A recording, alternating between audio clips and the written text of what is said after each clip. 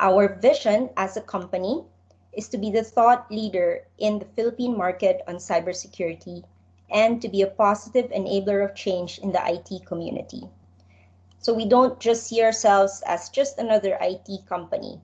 We see our company as a leader in its specific niche and as a platform that enables positive change in the local industry with the work that we do every day. Our mission statement is a specific 5-year goal that we have posed as a challenge to ourselves.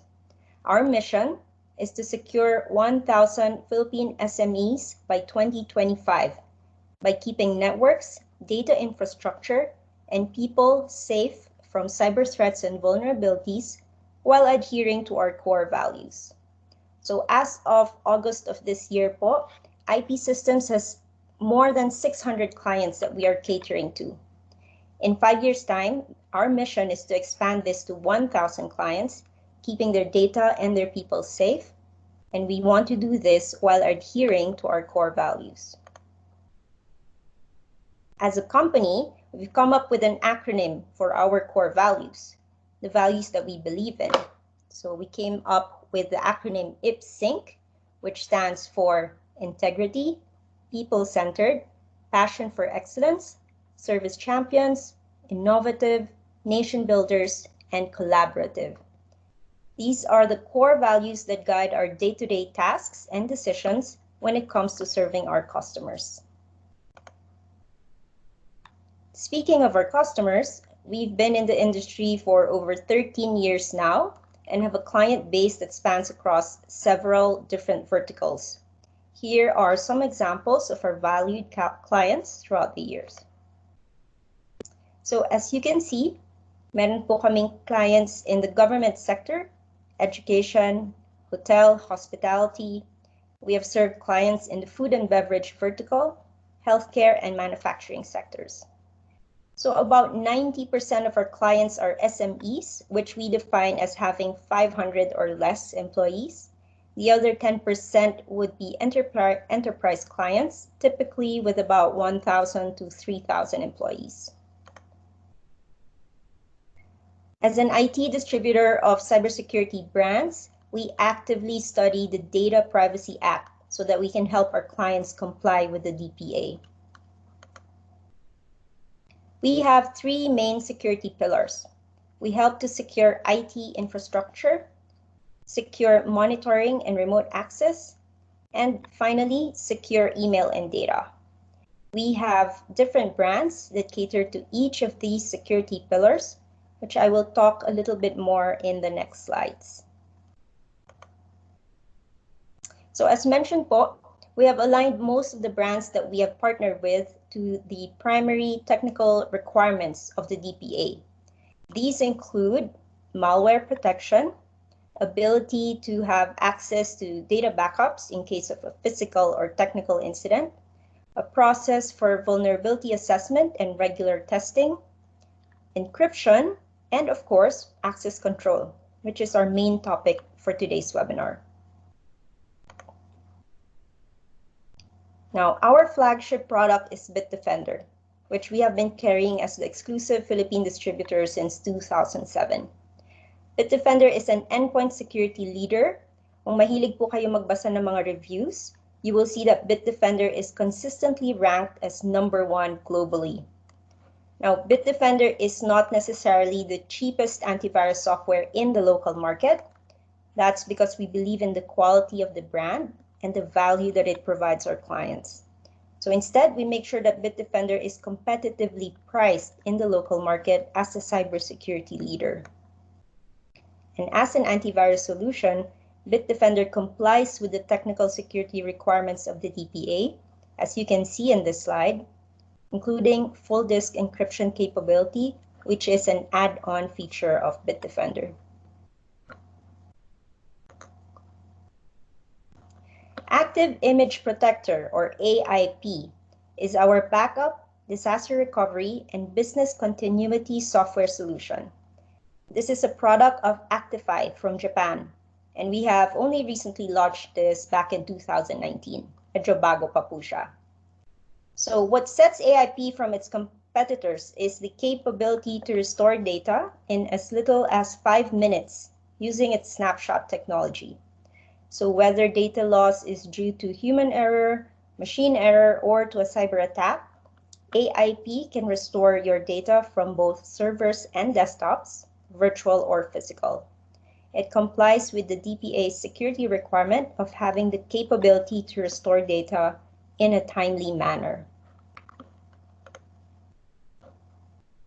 Setpoint Protector is our solution for vulnerability scanning and assessment. This is a European product and is available as either a virtual or a hardware appliance. This solution simulates how a hacker could penetrate a given system and reveal vulnerabilities on your entire network so that they are fixed before they become exploited. So this is a plug-and-play appliance, which means it's very easy to use, and it makes use of advanced artificial intelligence, or AI, as part of its technology. The DPA states that companies are required to have a process for identifying and accessing reasonably foreseeable vulnerabilities in its networks, and must have a process for regularly testing, assessing, and evaluating the effectiveness of security measures. So si Setpoint Penetrator po is exactly the solution for that. Of course, we also have EasyNAC, Network Access Control. EasyNAC automatically discovers devices, profiles them, and controls access to the network without requiring any network changes or agents. EasyNAC can be deployed with ease to one site or 1,000 sites, which is especially useful in this age of work from home. And of course, our main speaker this afternoon will be talking more about this solution in a few minutes. IP Systems is also the exclusive Philippine distributor of TeamViewer and TeamViewer Tensor, which is also a remote access and support solution targeted naman po for larger enterprises. So again, in this time of work from home, TeamViewer is an extremely useful solution that each company's data center or security operations center should absolutely have. For schools, training centers, or companies that have a large volume of computers that need to be maintained, we have Phoronix Deep Freeze. Deep Freeze is a reboot to restore software, which removes any unwelcomed or unwanted changes in a computer system. So, kumbaga, this helps to prevent wear and tear of computers with just one reboot. If your team or your company constantly needs to re-image computers, this would be a perfect solution. Deep Freeze is available on-premise and as a cloud-based subscription. Oxygen is our email messaging and collaboration solution. For companies with hundreds of users where paying for per mailbox per month is not an option, the Oxygen po can be a perfect alternative to that. Oxygen licenses can either be perpetual or annual, making it very cost-effective for small and mid-sized companies. It also has some of the most comprehensive mail server security technologies available in the market today, as you can see in this slide. And lastly, we have Veriato Vision. This is an American product used as an employee monitoring or productivity monitoring solution. Management is able to see anything and everything that an employee might be doing on a company laptop, including keystrokes, websites visited, files movement, social media use, email, uploads, and downloads. So this is also a great solution to keep track of employee KPIs. For example, if the management requires the email application Outlook to be open for 8 hours, the Veriato Vision can help to monitor that. So this solution is cloud-based. There's no hardware to purchase, and it runs silently in the background. So as you can imagine, medyo popular po itong product na to ngayon. We're getting quite a lot of increase on this due to the current work from home setup. So with this presentation, I hope you were able to get to know us better as a company, not only as an IT distributor, but as a cybersecurity company with a vision and a mission to contribute to our collective future as Filipino people. Now, since our website, ipsystems.ph, is currently down for upgrades, we will send a copy of this company profile to each of you via email after the webinar. If there are any solutions that you might be interested in trying out, aside from EasyNAC, syempre, please feel free to contact us for a free demo. We expect our new website to be up and running by the last week of August, so please make sure to check it out then. You can also follow us in Facebook, Twitter, and LinkedIn to read up on the latest activities, events, and news about our different brands and solutions. You can also reach us via email at ipsystems.ph or support at ipsystems.ph for any related inquiries. And that is the end of my presentation. Maraming salamat po. Thank you as well, Miss Patricia. That was a very informative presentation. I hope everyone learned more about our products and expertise. Now, let us proceed to our first agenda. Since this pandemic has forced the majority of us to switch from a work-from-home setup almost overnight, gaano tayo kasigurado kung secure nga ba ang ating mga networks at home? So to discuss the importance of the network security, we have our General Manager, Sir Josh Locro. Hello everyone. Nakikita na ba guys yung aking screen? Yes.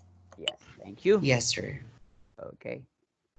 So thank you, Alan. I appreciate the introduction and magandang hapon sa lahat.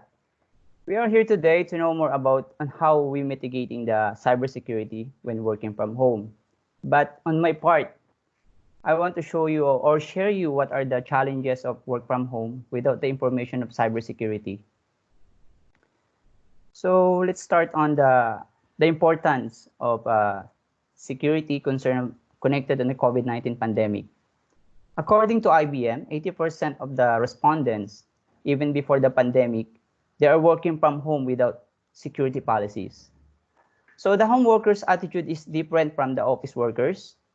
We are much more comfortable at home and therefore much easier for us to create a mistake or to make mistakes.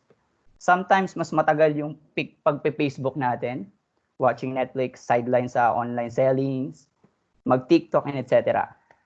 And some of us are not aware when it comes to not catching the phishing text, phishing emails, clicking on the link, or falling for the online scammers. To that end, it is important to ensure that the information security awareness is up to date with your employee, colleague, your team, and also with your family. So that's why yung mga scammers ngayon is mas malakas sila because sinasamantala nila yung pagkakataon. The big question is sa mga work from home, how we will protect our organization during the pandemic.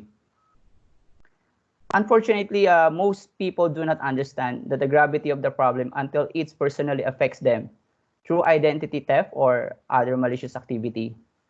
Like they said, nasa huli ang pagsisisi and doon pa lang tayo kikilos to create a plan and set the protection parameters. So this will not happen again. So minsan ganyan talaga ang ugali ng mga Pilipino. Hackers are using the sensitivity and anxieties of the people to force them into clicking on unsafe links. For example, nandiyan ang tinatawag na free trip to Boracay 2021. All we know that we are excited to create a plan for our first vacation after the pandemic. But sa likod ng promo, the hacker waiting to accept the magic button so they can initiate the script attacks. The threat actors focus on the hashtag trending or the hackers, mas focus sila sa mga kung ano yung mas in demand ngayon. So, if ano ang uso doon din sila sasabay ng ingay. Hackers, as you can see on my slide, of course, hackers are also work from home too.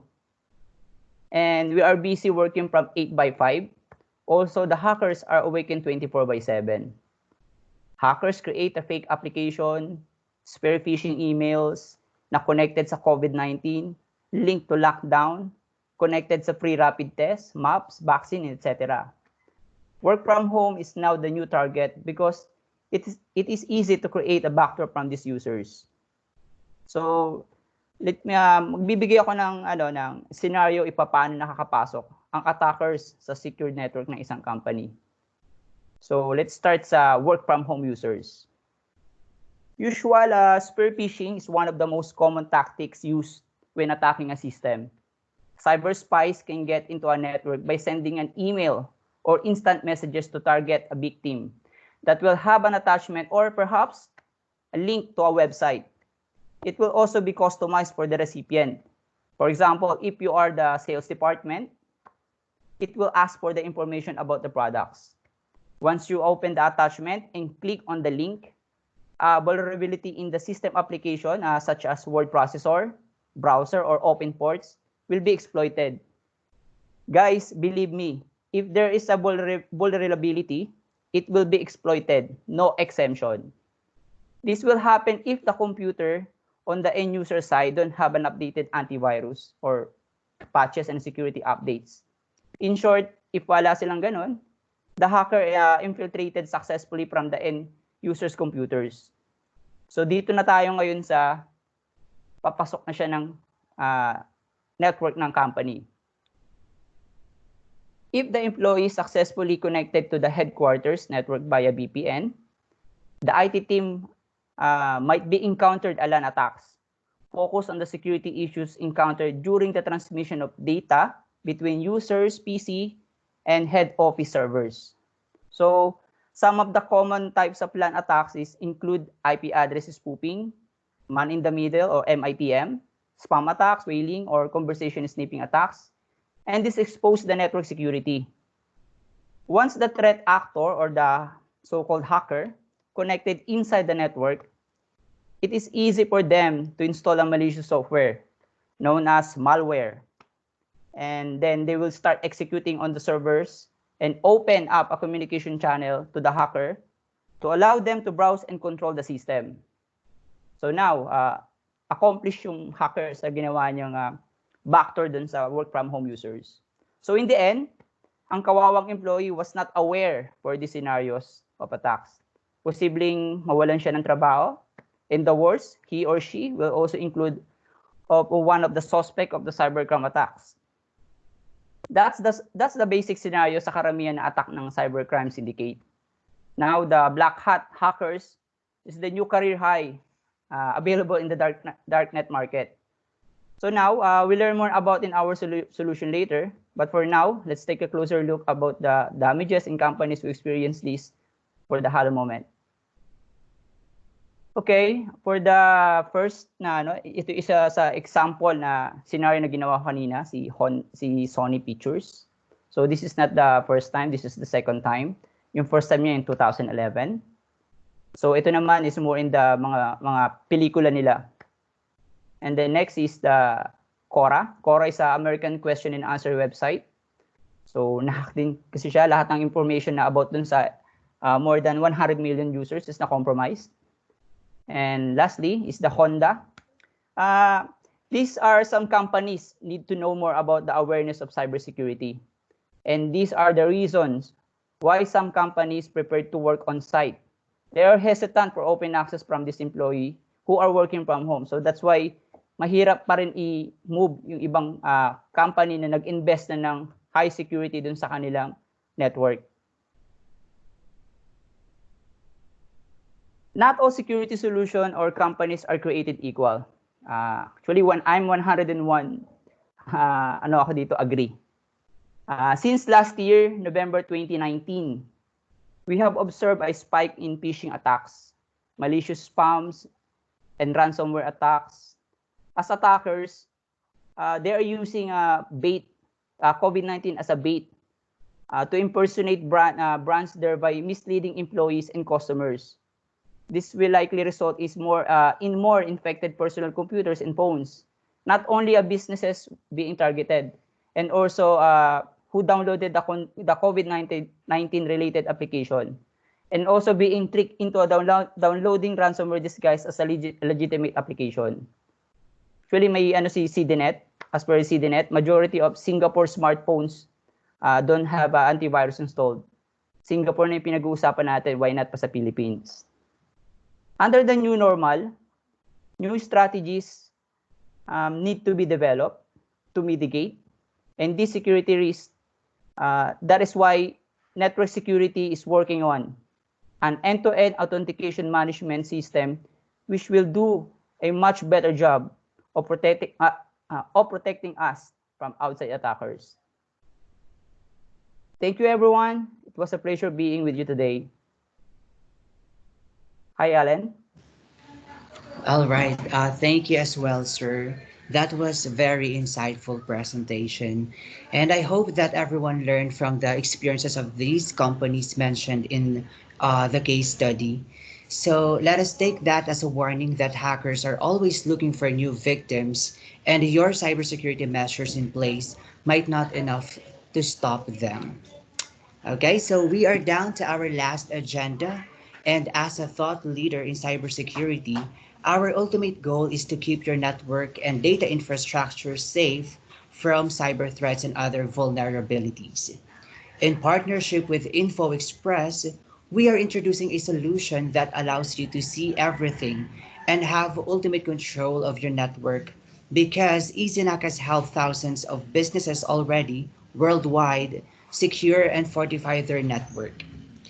Again, if you have any questions during the presentation, you can ask us through the chat box and we will discuss it after. So without further delay, I would like to introduce Mr. Jonathan Maybe, the InfoExpress Vice President for the Asia Pacific.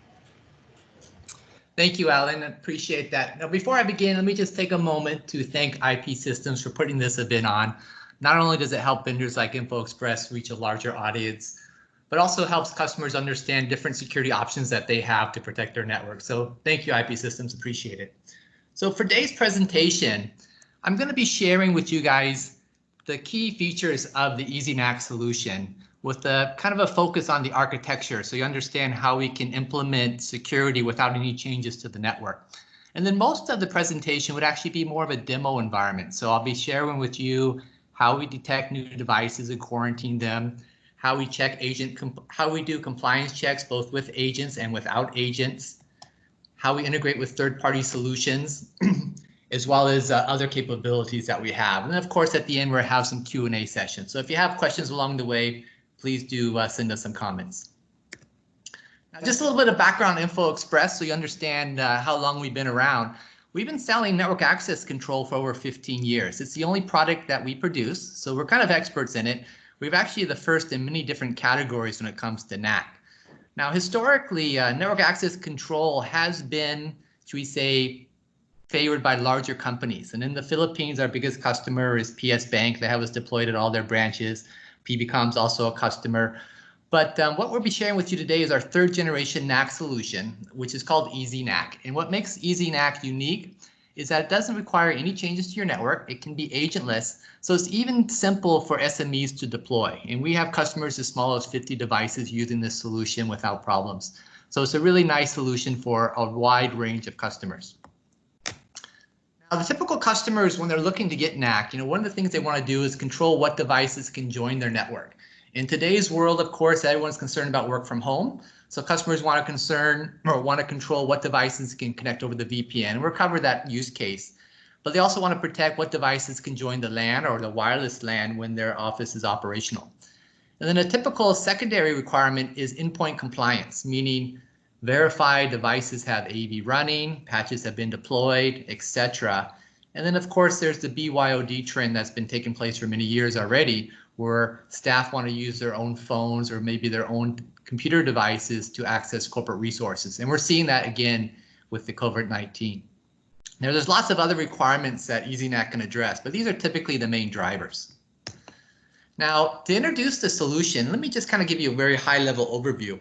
The basic solution is a plug-and-play appliance. It could be a virtual appliance or a physical appliance, but you basically plug this onto your network, and you immediately have visibility of all the devices that are there.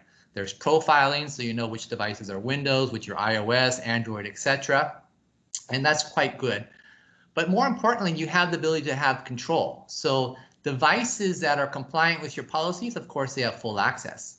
Devices that may be out of date with compliance, You can give them partial access to the network so they can get those AV updates. If you have a guest on the network, you can give them internet only. So you have that compliance capability, but also with easy control. Now, getting back to the key use case, it's all about protecting who can join the VPN or who can join the network. And that's what this solution really excels at. One of the other nice benefits of this solution is our orchestration and zero-day security capabilities. And I'll be sharing this as part of the demonstration as well. But it basically allows us to receive alerts from other security solutions like an IPS or SIEM, and then take action on behalf of that system to quarantine the device until it can be cleaned up. So I'll demonstrate that capability. And then of course there's built-in guest and captive portals for device registration capabilities. So I'll demonstrate that capability as well. Now, in terms of the architecture, how do we do this without changes to the network? So for the VPN, it's a pretty straightforward and I think easy to understand concept. We basically use an inline architecture. So if we have a user working from home, they would have an agent in this scenario. So this particular VPN protection requires an agent. So their device would authenticate to the VPN as it always does today. So they authenticate to the VPN. Once they've done that, our appliance would be deployed behind the VPN, and we would not allow that traffic to go through until that agent has passed a compliance check with the appliance. So the agent that we put on the system would then audit with their appliance, and if everything's okay, their traffic is allowed to go through. And that's basically the essence of this. This appliance is just a bridge module here, so there's no routing changes required. Just have to basically plug us in behind the VPN and you're good to go. Now, the other architecture is for the LAN. And obviously for the LAN, most NAC solutions require you to reconfigure switches or make a lot of different network changes in order for it to work. And this is where EasyNAC is much different. There's no changes required to the network. And the way we do that is with the Arp Enforcement or ARP enforcement. So the nice thing about this approach is there's no need to have special switches brands or work with unmanaged switches, managed switches, any type of wireless controller or work with, or even just a wireless access point it will work with. It'll detect new devices immediately when they join the network, and basically also provide some kind of out-of-band role-based control. So let me kind of share with you just a high level how this works. This might be a little bit technical, but just bear with me on this. It's not too difficult to understand. So in a normal subnet environment, you have a default gateway, of course, and you have other PCs. In this case, we have a laptop that we don't trust. It's unrecognized. And then the appliance is either on this subnet physically or virtually. So in this case here, you can see it's virtually on this subnet. Now, if this appliance wants to communicate with the default gateway, it has to ask the question. It has to ask the network who has this IP. That's called an ARP request. Everyone on the subnet is going to see that question. And the router is going to reply because he has that IP. But we also see that question, and we're also going to reply to tell this laptop, oh no, I have that IP, send it to me. And so what the laptop will do is it will start sending us the traffic. Now, the reason it sends it to us and not the router is because we're the last one to reply. So we'll reply more often than necessary just to make sure he sends it to us. And then we can basically drop those packets. So it works that simply.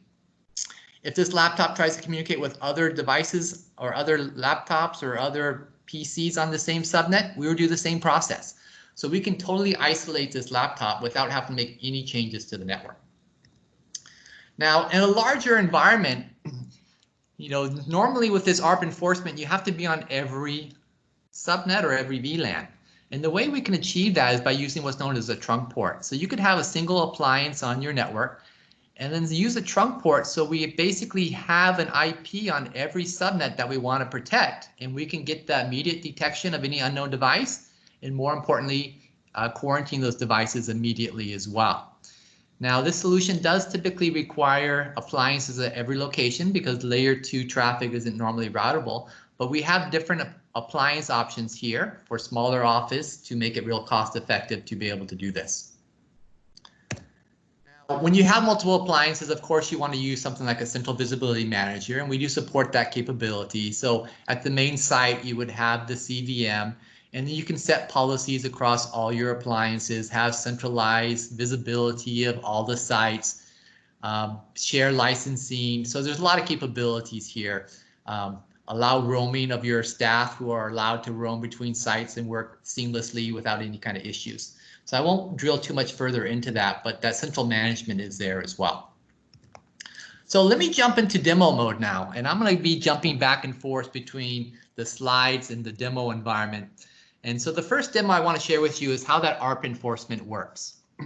So the Arp Enforcement is how we can restrict PCs. And I want to show you how easy it is and how quickly it works. So let me jump into that demo environment.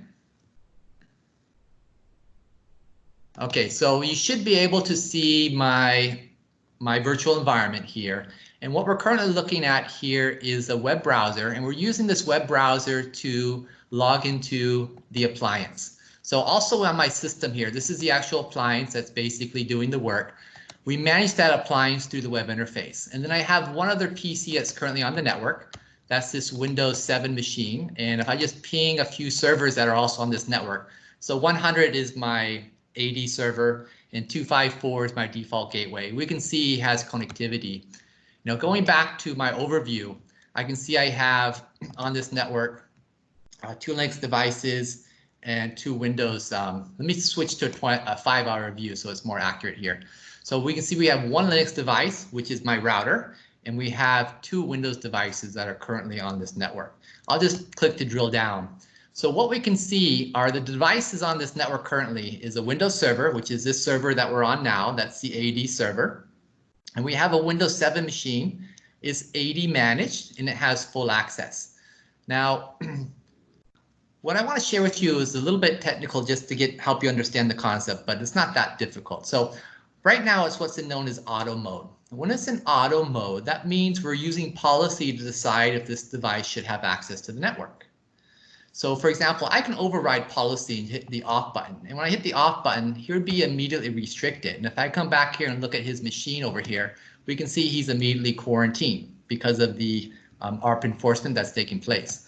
But when I have it in auto mode, that means I'm going to use policies to decide if you have access. And if I click on here, it will show me what policy he's passing. But before I click on that, let me show you the actual policies here. So these policies are kind of top down. It kind of works like a firewall. You know, if you're on the white list, which is the on button, you get full access. If you're on the black list, which is the off button I just pressed, you get restricted. If you're in this case, if you're running XP, you immediately get restricted and an email gets sent to the admin. If you have certain flags, which is like markers or tags that we detect about that device, in this case, if the machine's infected, we'll send it to a high-risk role and send an email to the admin. If your AV's off, you get non-compliant. So I won't go through the whole list, but you'll see these during the different demos take effect. But one point I want to highlight is if none of these conditions match, then you'll be assigned the untrusted role. And I'm going to bring on a device shortly who's not going to match any of these conditions. And you'll see it gets assigned the untrusted role. So in fact, let's go back here and I'll bring on a couple devices into this network so you can see what happens. So first of all, let me bring on an iPhone device. I'll go ahead and bring my iPhone into the demo here.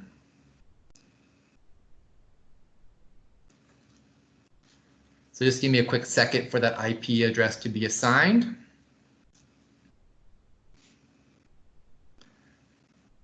Okay, great. So you just got an IP address. And we're just see here, if I refresh the screen, we can see that there's a new device that's shown up on the network. What this little chart here is showing me is this is the first time this device has been on the network. You can't see it on my phone, but a captive portal page has popped up on my phone. What I can see about this device though is right away I can see the host name. I can see it's been assigned the untrusted role. I can see it's an iOS device, so that real-time profiling is there. Now let me bring another device on the network that you actually can see. And this is a old XP machine. He's not currently joined to the network, but I will go ahead and join it. So I'll connect its network adapter. And you'll see down below that the network cable is still unplugged, but it'll get an IP address being assigned. So it's now joined to the network. If I was to open up a browser, he'll be redirected to the captive portal page. And of course, if I try to contact other resources like the AD server or the default gateway, I can't reach these. So this guy is currently being quarantined. Now, what I want to share with you is how this quarantine works in a little bit more detail. So I'm going to open up another window here, command window, and just look at his ARP table. So one thing you might notice here is no matter what IP this device is trying to talk to, whether he's trying to talk to the server on 100 or the router on 254, it's going to the same exact MAC address. This is the adapter address that he's actually sending the packets to. This MAC address belongs to the appliance. So every packet he tries to send right now is going to the appliance. If I was to override policies, let me go back and look at the Windows devices here. So we can see there's the XP, and it's currently in a restricted state. And if I want to know why it's being restricted, well, actually in this case here it's because he's XP, but I'm gonna have to delete that policy. Otherwise it's gonna ruin my demo later. So let me just quickly change that policy real quick. I will remove that off as an option here. Okay, so let's take a quick look in at that overview of these devices. So the XP is still being restricted, but if we want to know why he's being restricted, it's not because he's XP, it's because he went through that whole list of policies and he had no matches whatsoever. And so any unknown device is going to get the untrusted role, which is exactly what he's getting. Now, if I want to override that policy, I can hit the on button and here be immediately granted access. So you can see his pings are now going through. And if I look at his ARP table again, what we'll be able to see here is he's now getting real MAC address information. He's no longer subject to the quarantine. So that's how this ARP enforcement works. It makes it very easy because there's no changes required. In my little demo environment here, there's not even a switch. It's all virtual, part of VMware. There's nothing to integrate with. It's just the appliance doing the job. So let's go back and focus more on policies. I'll put them back in auto mode. And or jump back to the presentation for a little bit before we get started here with the next demo.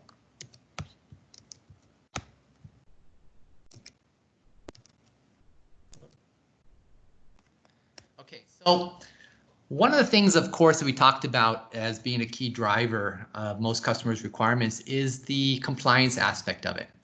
And EasyNAC supports both an agentless approach as well as an agent-based approach. And I'm going to share with you the agentless first, and then we'll cover the agentless at the same time. So the way it works with agentless is the appliance is configured to be able to talk to things like your AD server. So the appliance would log into the AD server to learn what devices are AD joined. And then those devices that are AD joined could be automatically trusted if you want to. If you want to verify AV compliance, you could have the appliance talk to the AV server, and those devices that are running the AV and are up to date, etc., could also be granted full access. If maybe their AV is out of date, they could be given limited access to the network, and that's one of the things I'll share with you. The same concept works for patch management too, so we can check with WSUS or Manage Engine or other patch management solutions to make sure devices are being patched. So here are some of the brands that we integrate with today. We're planning to add more, including Bitdefender in the near future. So these are some of the solutions that we integrate with today, and we're always adding more. So for customer requirements, talk to us about what your needs are, and usually it's very easy for us to add additional options here. Now, so for this next demo, I'm going to share with you two different demos in this next session. The first would be agentless antivirus checks. So I'll show you how that's been configured and what the user experience is like. And then I'll start an agent on the endpoint and show you how the agent-based compliance checks works and what the user experience is with those.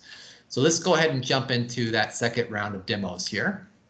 I'll go back to the management screen. And as we can see here, we still have a couple devices being restricted, and that's the XP and the iOS device. But let's focus on the Windows 7 device now. So the Windows 7 currently has full access. If we want to understand why he has full access, we can basically click on the reason he was assigned, and it basically tells us it went through these lists of policies, and where there was the first match, he was AD managed, so he was assigned full access. But notice how up above, works top down. If his AV was turned off, he'd be assigned a non-compliant role, or if he was running an agent and it failed, he'd be a failed agent audit. But right now, this is the first match that he has in policy, so he's being assigned full access. Now, what we've done already is I have the integration enabled for the AD checks.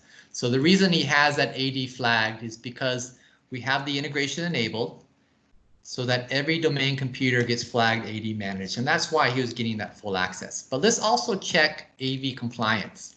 So in my demo environment, I'm currently using Sophos, so I'll go to the Sophos integration tab, and I'll choose to enable. Now we support both on-prem versions and most cloud versions. So in this case, in my demo environment, my AV server is on that same 100 server. And so I'll basically just put in the information to read that database. Once I read the database, if we see you're running the client, you'll be flagged AV managed. If your real-time scanner is turned off, you'll be flagged as AV off. And we'll also check the signature to make sure that it's no older than 10 days, or that your device has not connected to the server in too long of time. So those are the policies I have there. I hit the save button, and now it's been enabled. We'll go back to the main page here. Now the policy change takes a little bit of time to take effect, but it should take effect shortly. So here we can see there's now a device that has limited access to the network. And we can see down below the role that's been assigned is non-compliant. These are actually the same machine that we're talking to right now. So I'll just drill down on that. And we can see it's the Windows 7 machine. You know, it is AD managed. It is also AV managed, and the AV off flag is there. So if I want to just verify why I got non-compliant, I can click on that. And sure enough, this AV off had higher priority. So we got assigned the non-compliant role.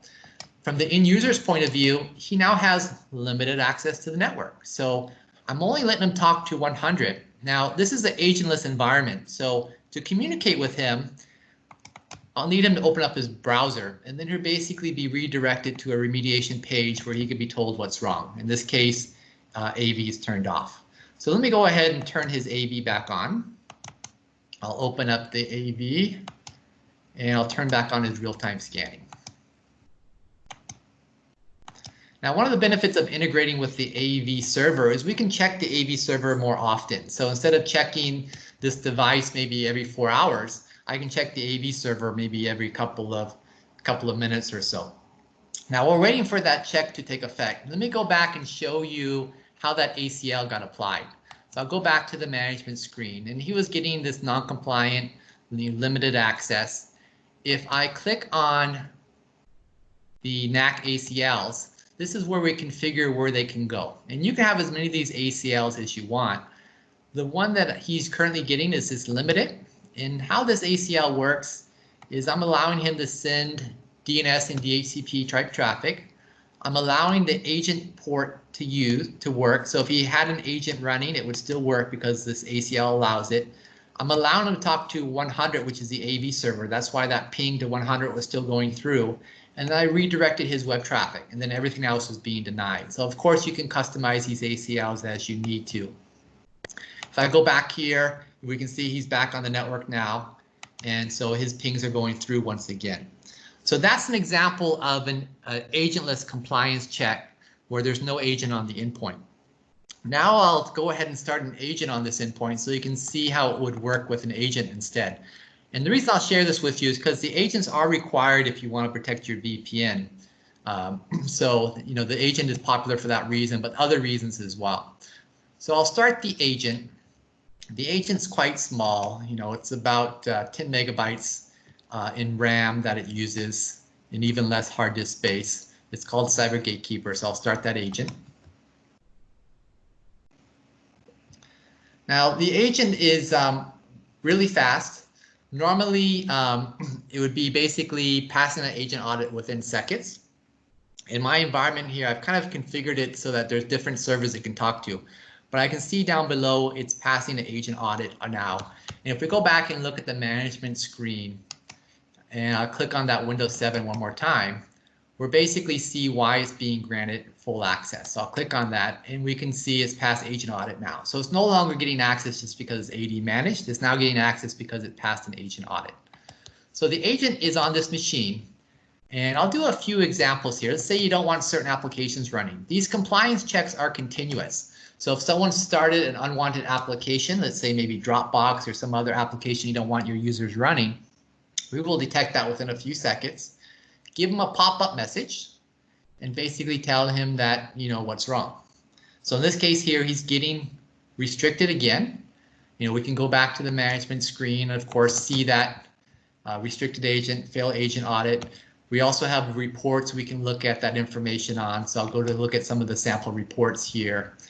And here we can see, Notepad is not allowed for 1 out of 1 device is failing this test.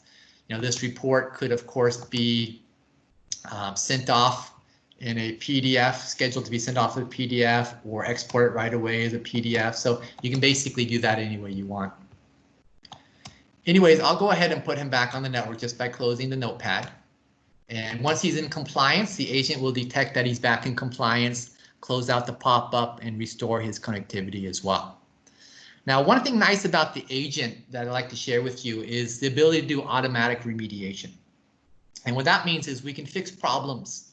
So earlier I showed you the user starting the AV themselves because it was an agentless environment. With the agent, we can do that for the user automatically. So I'm going to come back down to the Sophos AV service here, and I'm going to just stop the AV. So when I stop this, 2 things are going to happen. The first thing that's going to happen is the agent will detect it and give the pop-up message. We'll also restrict that user's access to the network.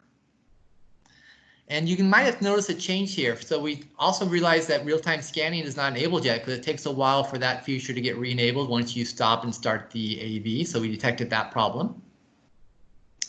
Now that both of those things are back on the network, he's back on the network. So once it's up and running, he's granted access again. The user didn't have to do anything. The agent did all the work. So what I'm going to do here is show you one other nice example. You don't always have to quarantine to fix problems, and you won't see this unless I open up the agent. So you can see here it says successful.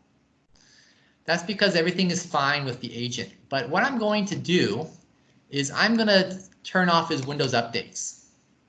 And I have a policy that says Windows updates should always be turned on. If it gets turned off, well, then turn it back on. So in this case here, I don't want to quarantine the PC. I don't even want to give the user a pop-up. I just want to fix the problem behind the scenes so the employee can keep working. So let me go ahead and turn that off. Now you won't see this unless I had the agent running. Whoops, sorry. So you can see here the agent will detect it shortly. So it detected that Windows automatic updates are not enabled.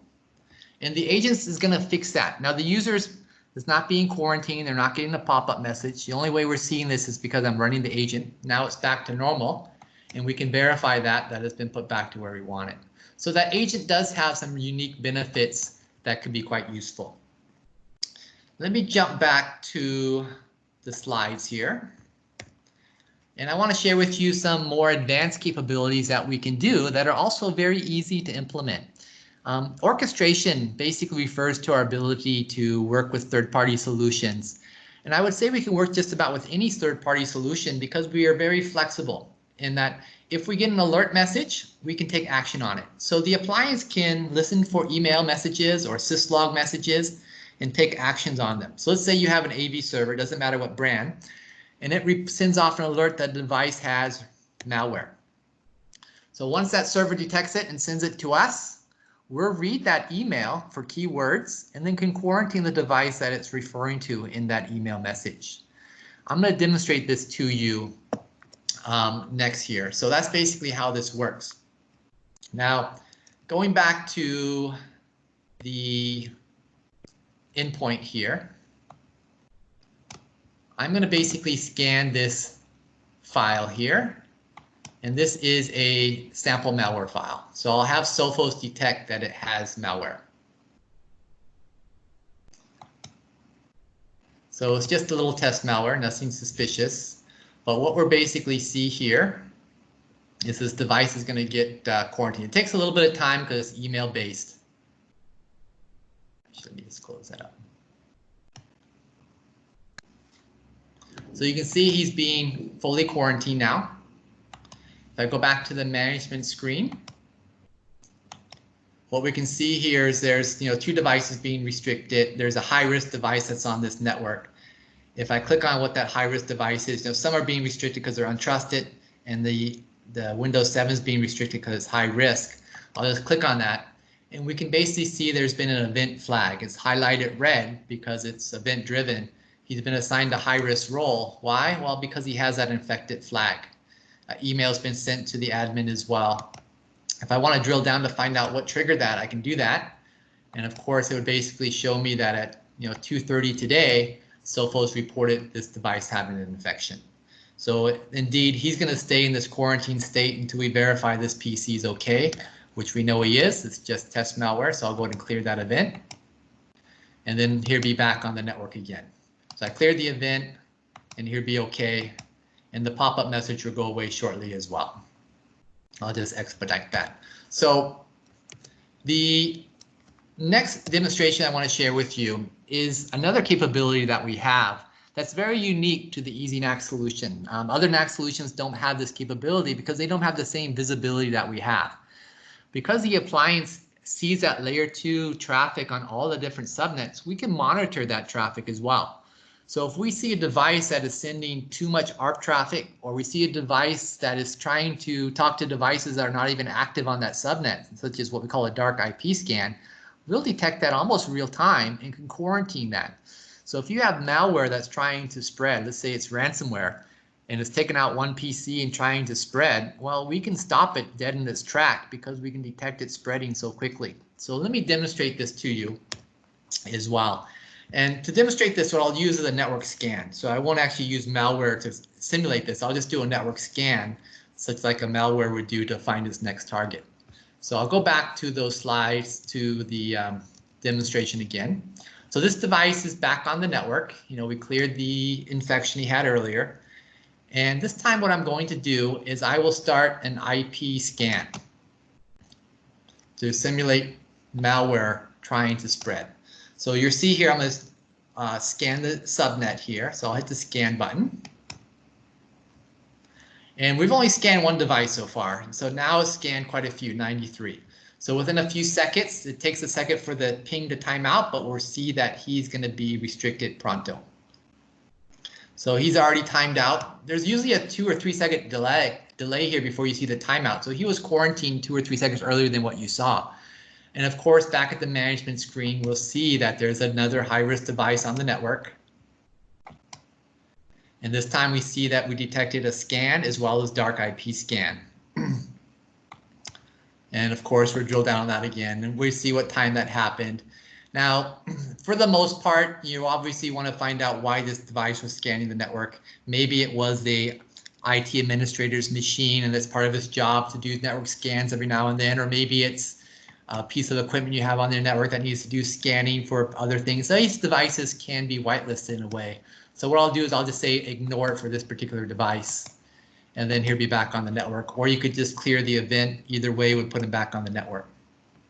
So I just ignored it in that case. So now he'll be able to do scans without any kind of issues.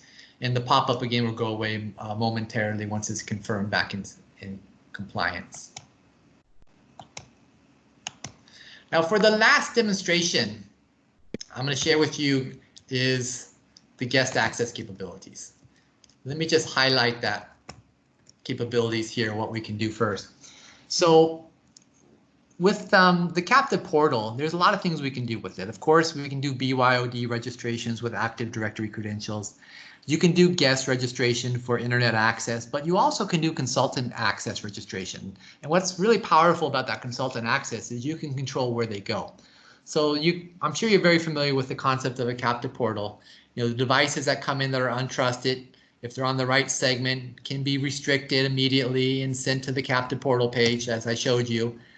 Once they register, they can either get access only to the internet if they're a guest, or maybe if they're a BYOD to the internet and maybe the email server or whatever resource you want them to have access to. But then with consultants, you can take it a step further. You could say, okay, you're a consultant here to work on my AD server. You only can talk to the AD server. And why is that useful? Well, for data privacy concerns, you want to make sure that users are only accessing resources they should access. And for consultants, that goes double. Another reason you might want to do that is to say this consultant's device has an infection. You're going to limit the risk of exposure by only letting them talk to certain resources over certain ports versus allowing them to maybe spread over a common Windows vulnerability port. So that's how you can use that feature to provide 2 layers of protection.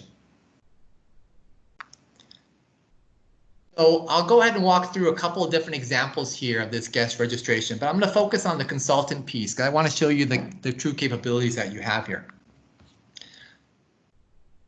So let me jump back to the demo environment one last time. So here we are. I'll go back to the management screen. You might recall the XP is still on the network.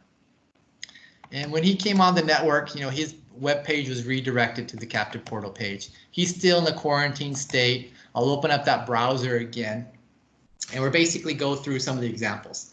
So if he was an employee, of course, he can click on this here, put in his AD credentials, register. Maybe his device now has access for a whole year. That's pretty straightforward. Let me focus on other options. So if you're a guest or consultant, there's different options that you could provide your customers. For more advanced security, you can give an access code. And with that access code, you can limit where they can go. If they've already been on your network before and they've created an account, or you give them account details, they could just log in with those details. Or if you want a real painless way, you could just ask them to fill in the details and request access. And you can even give them the option to choose how much access they need. This is optional, of course. And whether or not you verify the user's details is up to you. You might want to verify the phone number they gave you is accurate, or their email is accurate, or you might want to require a sponsor to approve it. There's lots of options. What I'm going to share with you is the option that I would recommend for a consultant. So let's say you have a consultant who's there to work on the AD server. What you can do is basically give them an access code. Maybe he's there to work on the AD server all week long. So you create one that says, okay, AD 7 days. And with this access code, it controls the user experience. So you can let him create his own account. So I'll create an account for myself, and I'll create my own password. Since I'm going to have to be here all week, I need to remember it. I'll fill in the details.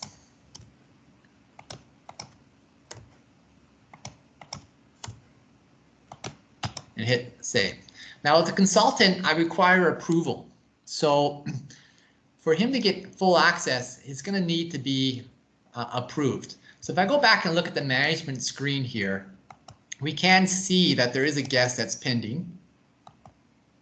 And of course, I can click on the link to approve and reject.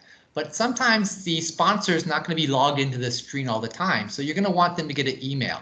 And that's what we've set up here, is the user will get an email message saying a guest is pending approval. So let me open that up. And this is normally HTML, but my email is not HTML, but it's nice that it's not, because then we can see where these links go. So you can see here, there's a link here that goes to the appliance that if I one-click this, he'd be approved. Or if I one-click the deny link, he'd be blocked. So I have that kind of simple one-click approval process. But in today's world, you may not be connected in the office, or you might be out to lunch. And so maybe you won't be able to reach the appliance because that's inside the network. So we have another option. You saw earlier that we can read emails. So, we had an email from the Sophos server. In this case here, I also can just reply to this email. It would be sent back to the appliance. And I can put in a keyword here like approved. It'll basically read this message, and then it would read the request ID, and this request ID would get approved.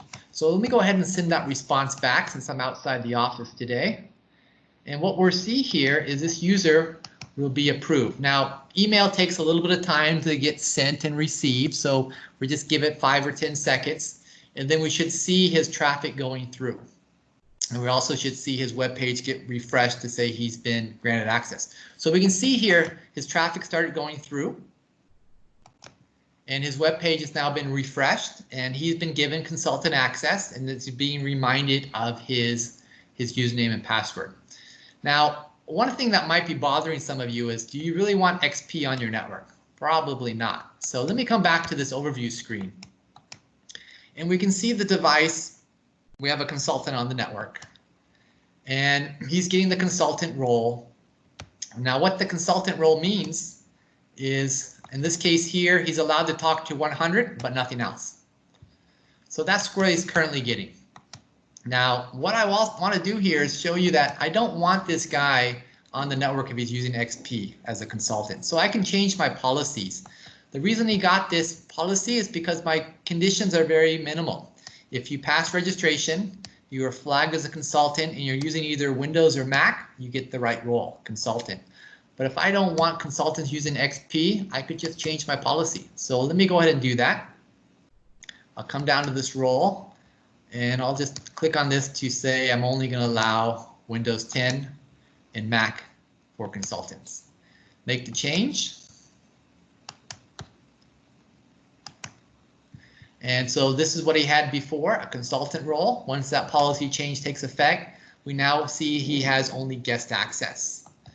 And so the reason he has guest access, of course, is because he didn't match all these conditions.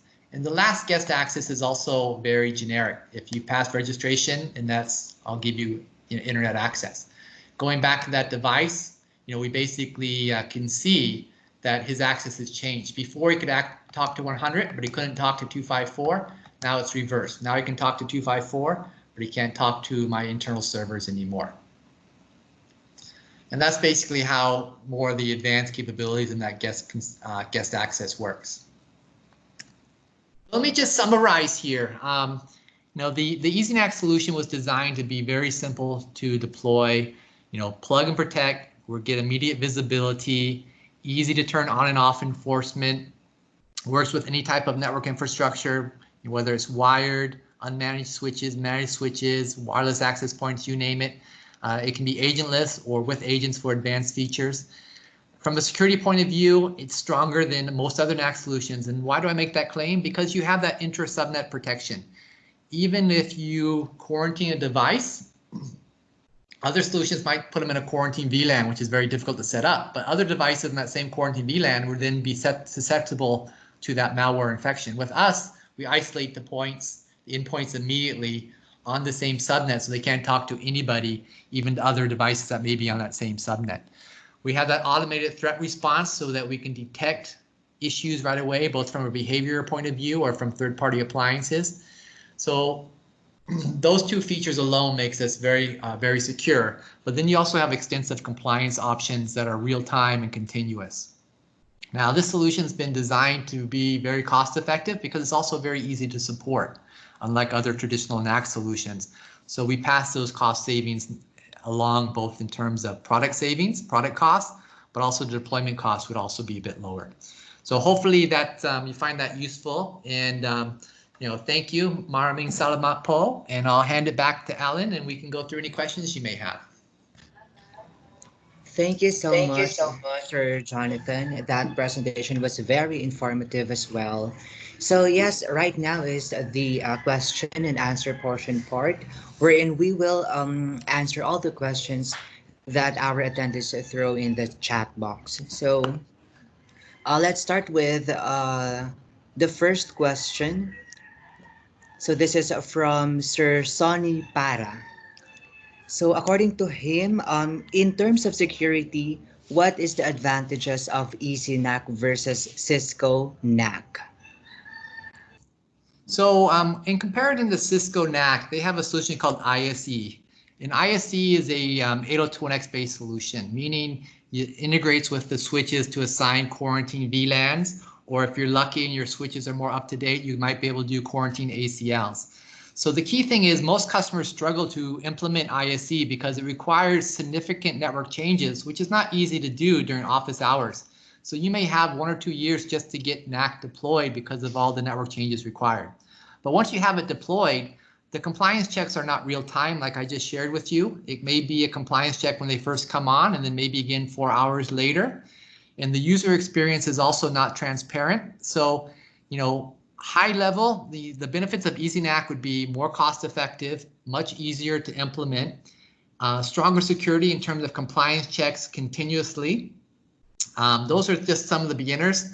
The automated threat response, the scanning, the list is quite long. So hopefully that answers your question, but really comes down to it is ease of deployment. If you can't implement it, it doesn't matter if what you get from it if it can't be implemented. And that's one of our strengths, is easy to implement. All right, sir. So our next question is from Sir Toff Payas. CVM requires a separate appliance or license? Or is CVM requires a separate appliance or license?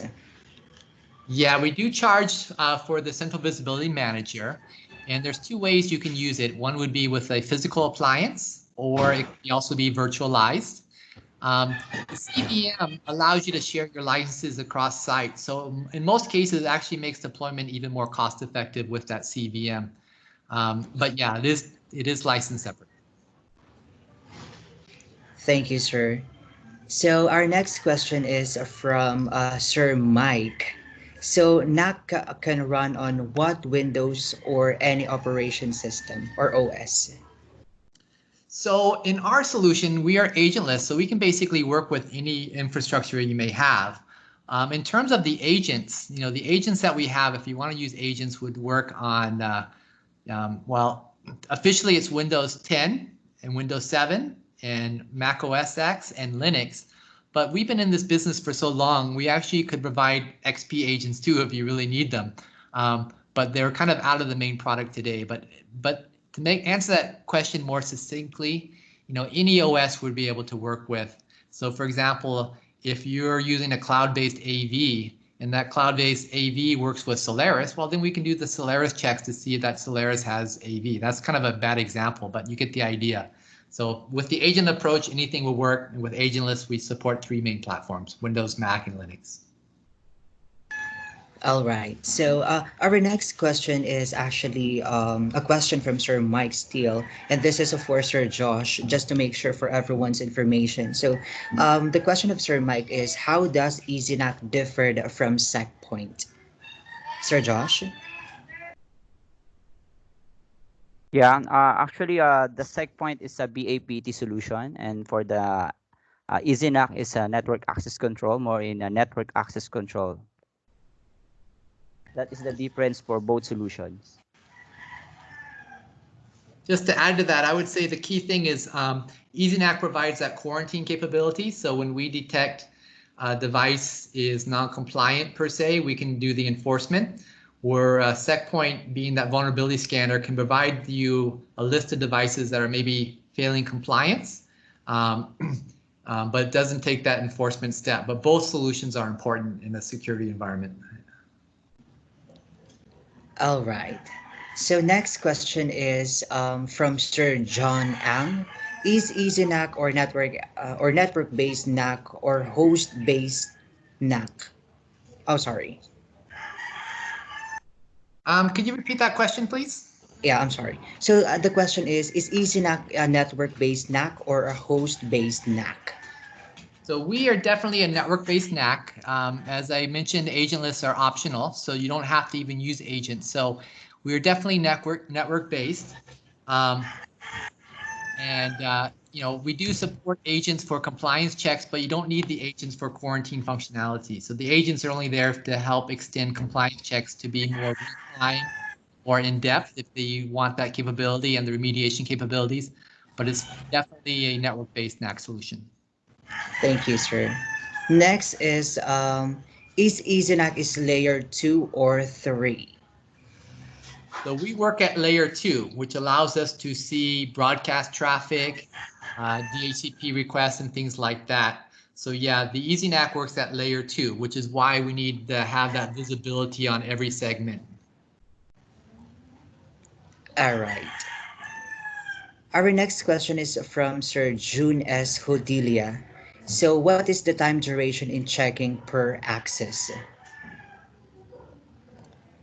So the time duration is a little bit hard to answer because there really isn't any. Any device that comes on the network has to pass the device classification policy or it's quarantined immediately. So it's kind of a zero trust model that any device on your network is going to be passing some policy that you've set for it to be on the network. In terms of compliance checks, it depends upon your configuration. So let's say you're using agentless compliance checks and we check with the AV server every 5 minutes. Well, then there's a 5-minute window for those agentless compliance checks to be detected. If you're using the agent for the compliance checks, then it would be down to 10 seconds as a maximum. So it depends upon your setup, but in both cases, we are far better in terms of rapid compliance checks in the competition. All right, sir. And some of our attendees are actually asking about the subscription. So, is the license is perpetual or subscription based? And what is the minimum user per license? So we offer both approaches. We offer a perpetual license and we also offer a 1-year subscription license to meet whichever customer's requirements whatever they prefer. From a costing point of view, typically the break-even point is 3 years. So if you know you're going to be using the solution for 3 years plus, it makes more sense to go perpetual. But if you just want to, have a limited budget and want to try it out, then the subscription price would probably make the most sense. In terms of, pricing, our model is device-based. So in other words, PCs would use a device, printers would use a device, but because we realize that our pricing is quite affordable. It really depends upon the bands. You can start with as little as 50 devices, and that's because a relatively high price point of about $25 per device. But if you go up to like 1,000 devices, then it's down more to about $10 per device. And don't quote me on those figures because I'm just pulling them off the top of my head, but those are about right. So it can be quite affordable in terms of NAC solutions. And that's for the perpetual licensing. If you're talking subscription, it would be even less. Okay, sir. So that's actually the questions that I have here on my list. So this is actually the best time for our attendees to ask question directly to Sir Jonathan. So the floor